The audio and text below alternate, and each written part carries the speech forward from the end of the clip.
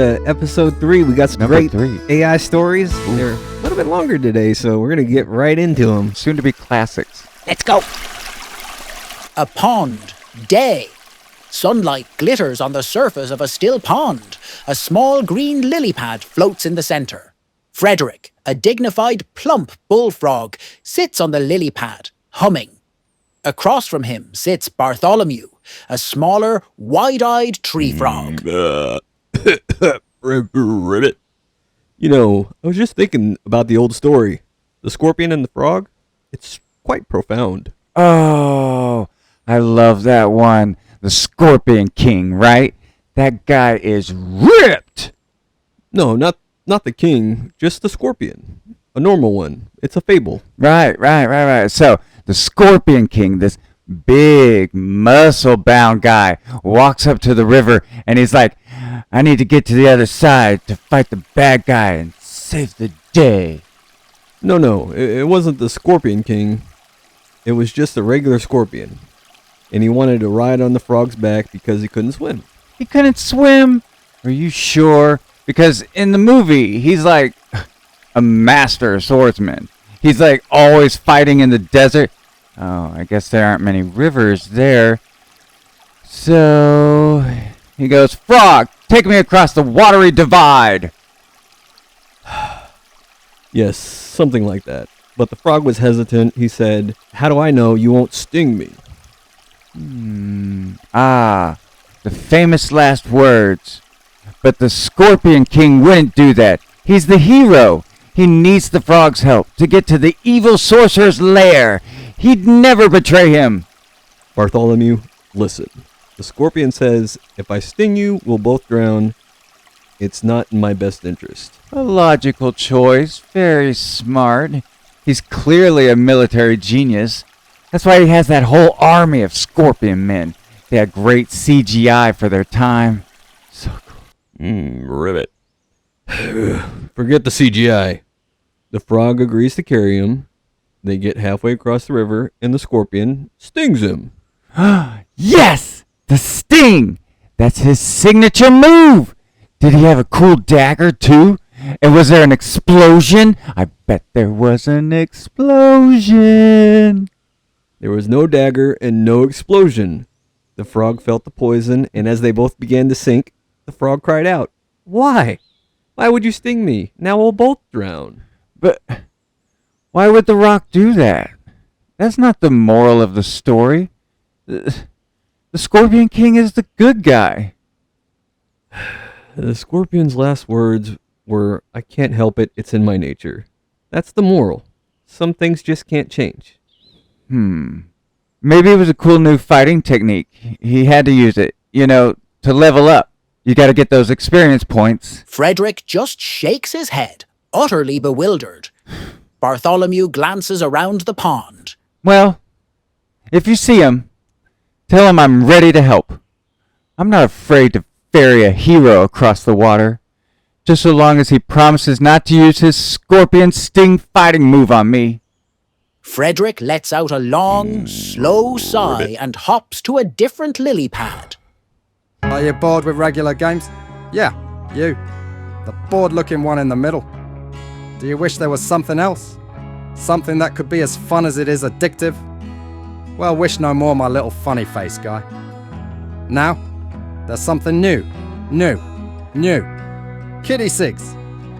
Real cigarettes, but smaller so they fit smaller hands. Forget kiddie games and try kiddie cigs today. Get them now. Kiddie cigs are in no way candy, and therefore pose a real threat to the health of not only the individual using it, but everyone around them as well. Kiddie cigs are meant to entertain while poisoning the body, much like high fructose corn syrup. But I digress. Again, kiddie cigs are not meant to be candy. Do not confuse them with candy cigarettes. Get them now. Exterior concert venue, day. A long line of mostly teenage girls snakes around a city block. Jake, 20-something, wearing a hoodie pulled low, stands awkwardly behind a group of girls with bright pink shirts. He keeps his head down, scrolling on his phone. A few feet behind him is Dave, 20-something, also trying to look inconspicuous. He's wearing sunglasses and a baseball cap. Dave spots Jake. His eyes widen in panic. Oh no. No, not him. Dave quickly ducks behind a large poster for the concert, pretending to read it intently. Jake looks up from his phone and sees Dave's sneakers peeking out from behind the poster. He sighs, annoyed, and walks over. I see you, Dave. Jake, what are you doing here? Don't you have a thing? Like a big, important work thing? I'm here with my little cousin Emily. It's her birthday. She's inside getting a churro. I'm just holding her spot. Jake gestures vaguely towards the front of the line. Right. Yeah. Of course. My nephew Kevin, he's obsessed. He's also inside getting cotton candy. It's for him. Cotton candy, huh? Sounds like a Kevin thing to do. They stand in uncomfortable silence for a moment, both trying to look like they're not together. So, how's Emily? Does she really like Hannah Montana? She loves her. It's her favorite. The music and the message. Yeah. So, Kevin, what's his favorite song? Dave freezes. His favorite song. That one. You know, the one where she sings the chorus and about things and Right. The one about things. yes, My favorite too. A teenage girl in front of them turns around. Did you guys see the best of both worlds as your favorite song? Mine too. It's like so deep. Jake and Dave exchange a panicked glance, forcing a smile. Yeah. Yeah. So deep. The girl turns back around. Dave leans in to whisper to Jake. Listen, I'm just gonna be honest with you. I'm here because my girlfriend's little sister's dog sitter couldn't get off work, and now I'm here holding her ticket. She's a huge fan. Dude, that's not even a little bit believable. I know. It's the best I could come up with. What about you? Jake sighs, defeated. He pulls out a small laminated pass from his pocket. I'm the head of security for the catering company. I have to make sure the cheese platters are secure. Dave stares at the pass, then at Jake. You're not a security guard. Look, I just really like her music, okay? The B-sides are amazing. Dave's face softens. He puts a hand on Jake's shoulder. Dude, me too. Life's what you make it. It's a banger. Dude, you know it. They stand there, no longer embarrassed, just two friends sharing a secret passion. They both start humming Nobody's Perfect under their breath. And now for something more topical. Interior West Wing office, night. A sterile modern office late at night. The only light comes from a single lamp and the screens of two laptops. Jessica, 20-something, a junior aide, stares at her screen, pale. She's bright, ambitious, and on the verge of total disillusionment. Mark, 40-something, a senior aide with deep circles under his eyes, leans back in his chair, rubbing his temples. He looks like he hasn't slept in weeks. The relief efforts in Ohio are a disaster. The governor is begging for federal help. The levees are about to break, Mark. I know. I just came from the Oval. So, what did he say? The last meeting, he was so impassioned about his infrastructure plan. He promised to take care of the heartland. He was right up until he found out the flood coverage was cutting into his ratings for his new reality show. Jessica's face falls. She looks at him, searching for a trace of a joke. There isn't one. What? His exact words were, "Tell those people to stop floating. It's bad for my brand." He told me to have the press secretary focus on a photo op with a celebrity chef, something about a new sandwich. Jessica slowly pushes her chair away from her desk, the sound scraping across the floor. I don't understand. The entire state is at risk. He's the president. This is his job. No, Jessica, this is his stage. His job is to be more important than everything else. Than the country, than the people, than the truth. A disaster is only a problem if it makes him look bad. A success is only a success if he can take credit for it. The office is silent for a moment. The gravity of what Mark is saying settles in. I knew he was difficult, a little self-centered, but a tyrant? He doesn't care at all, does he? About any of it. Last year, during that wildfire crisis, we had an intelligence briefing on the damage. He held up a satellite photo of the burning forest and said, "Look at that. My ex-wife's summer house was in that neighborhood." He didn't even ask about the firefighters or their families. He just wanted to know if he could use the charred landscape in a movie he was developing. Jessica stares at him, her eyes wide with horror. She starts to feel sick. The phone on Mark's desk buzzes. He answers it, his face immediately neutral. Yes, right away, sir. Understood. He hangs up and sighs. He needs the latest draft of his speech for the G7 summit. Jessica looks at the folder on her desk. She feels a sudden, profound sense of futility. What's the topic of the speech? A global energy policy summit. A serious diplomatic address about the future of the world. The intercom on Mark's desk crackles to life. The president's voice, muffled and imperious, fills the room. Mark, is that draft coming? And make sure you get the good paper. That is important. Oh, and send someone to clean up the private bathroom again. That last batch of oysters was a total disaster. Jessica and Mark look at each other. They've heard this last part before. It's a recurring theme. The oysters. Jessica's mouth twitches. A small involuntary giggle escapes her. He's not even a tyrant, is he? Just a toddler. Mark's face, etched with exhaustion and disgust, breaks. A single snort of a laugh escapes him. A powerful toddler. The most powerful toddler in the world who keeps... She gestures vaguely at the intercom. Mark can't hold it in anymore. A genuine, full-throated laugh bursts from his chest. Jessica doubles over, laughing hysterically. Tears stream down her face. It's a laugh born of terror and utter, complete absurdity. A final cathartic release. They don't have to be afraid of the monster anymore because the monster keeps pooping his pants. Cluck, cluck, it's Flickety Cleanse.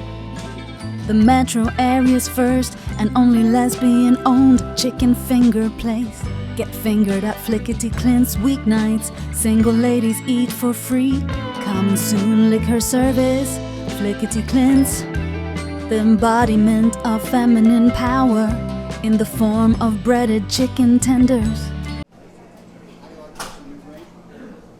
Interior Gastro Pub Night.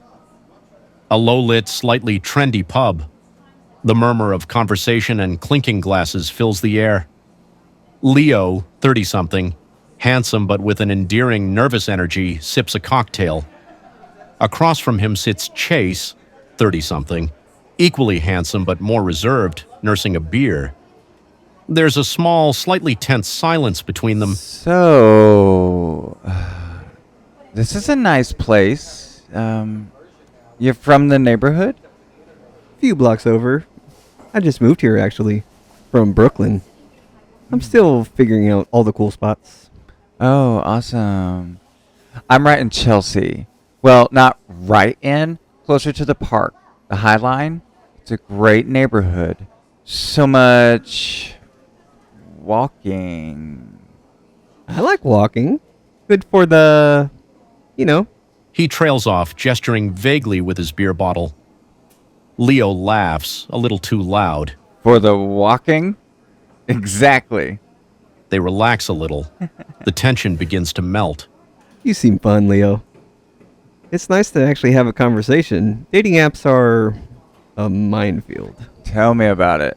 It's either ghosting or, well, you show up and they're not who you thought they were.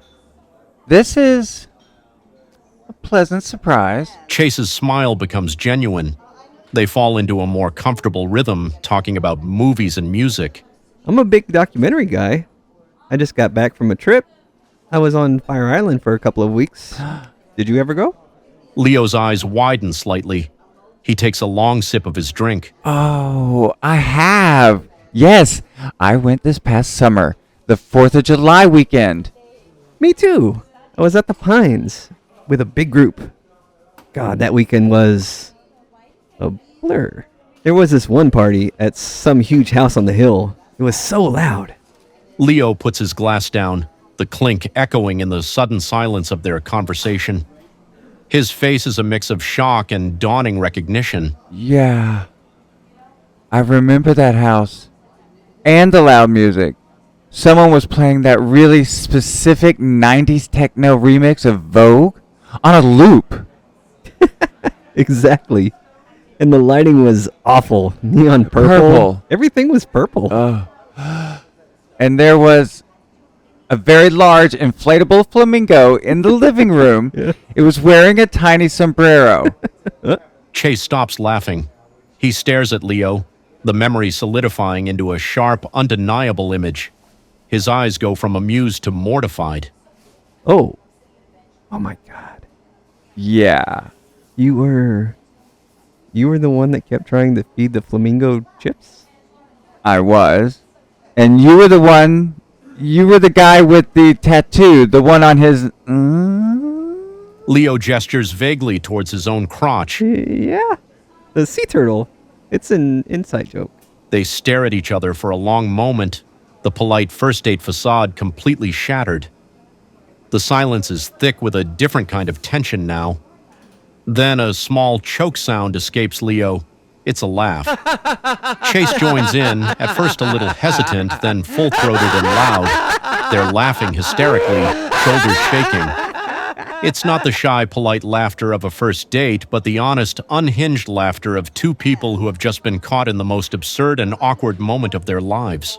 This is so much better than talking about walking. I think so too. Interior, silverware drawer, night. The sound of a muffled slam. The drawer slides shut, plunging the utensils into darkness. A soft clattering of steel follows as everything settles. Hey, Rick, you're too close. Relax. The drawer's full. There's no space. There was space 5 seconds ago. You just migrated. I can feel your tines. My tines? My tines are just chillin'.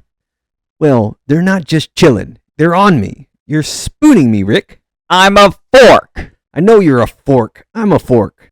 But you're curled around me like you're the big spoon, and I'm the little spoon. Look, it's dark in here. We're all a bit jumbled. Settle down. I don't want to settle down. I'm a fork, not a little spoon.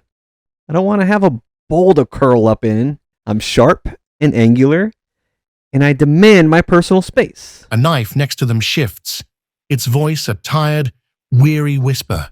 Quiet down, you two! I'm trying to get my edge back. See? The knives get it. They're all about personal boundaries. You don't see a knife spooning a cheese grater, do you? That's different. A cheese grater is a cheese grater. You and I are the same. We're both forks. Fine, whatever. Just try not to get any of your food residue on me. I've had a rough day with some spaghetti. It was messy. I just want to point out that a spaghetti-covered fork is the exact opposite of a little spoon. Nick sighs, a long metallic scrape of frustration. Just roll over. Wow. That was unforkin' believable. Nice. Nice. I didn't think of that one. That's good.